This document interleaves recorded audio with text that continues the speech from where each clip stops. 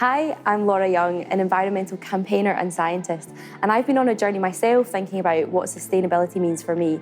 But one of the topics that always comes up is stuff, the stuff that we consume and how that relates to climate change. So let's go and have a chat about it.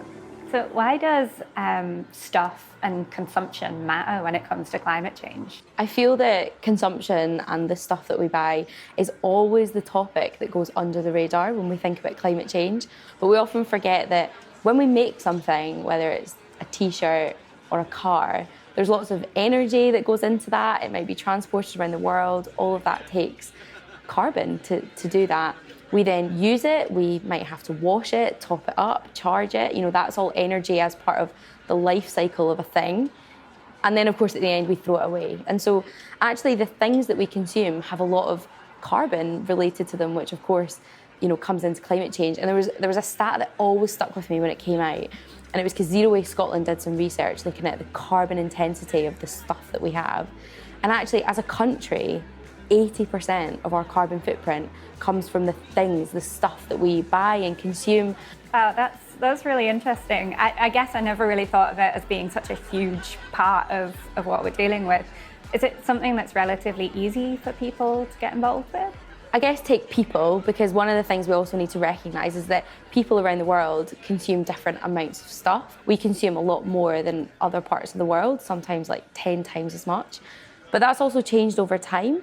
Since the 1980s, we buy about 5 times more clothes than we used to. So we need to recognise that, individuals have got a part to play in this. Also buying better, thinking about how we can buy drinks and food without as much plastic packaging, or, trying to find eco alternatives to everyday items. I always come back to that, how everyone's heard reduce, reuse, recycle, and everyone's always like, oh, it's great, yeah, I recycle. And you forget that's the last one, that's the last R. I think it's just all of us thinking what are the little things we can do that add up to a culture shift as well, that we move away from this overconsumption, mass consumption. That's a really nice way of thinking about it, actually.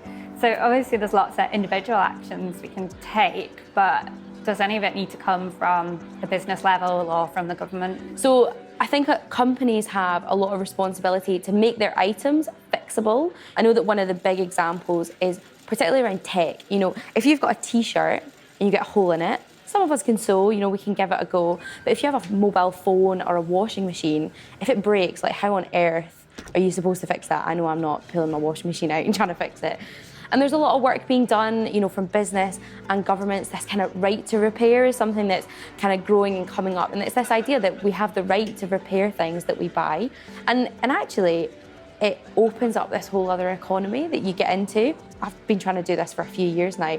And I've stopped, buying lots of new stuff and saved lots of money and, kind of stay away from those shops or those practices.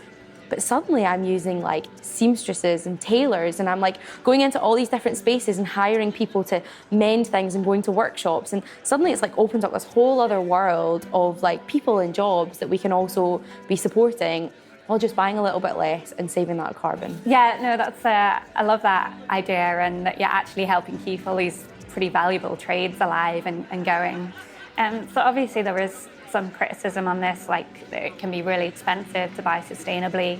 What barriers do people face in terms of their consumption, and how can we kind of overcome this? I think you've got accessibility, what's near you. I'm about to move and there's going to be a zero waste shop 300 metres from my front door, but I've never had that before. So for me, it's going to be a lot easier, but for lots of people, they just don't have those options. And I think another big one is finance, personal finance. People maybe, not having the money to pay extra for someone to come and repair something than to buy a new one. That's when we need to start working to say, actually, these options need to be cheaper, they need to be better, they need to be better for everyone, because ultimately sustainability only works if everyone can take part. I loved how enthusiastic Laura was about everything we can do. I think I hadn't realised just kind of how bad consumerism was. I've kind of tried to cut back a lot in my own life, and I guess I kind of was stuck in that narrow-minded, oh, well, I'm doing okay, but, forgot it's a much bigger problem than that. I mean, 80% is a massive figure. So yeah, just kind of enthused to go away and see what else I can change and talk to others about it as well.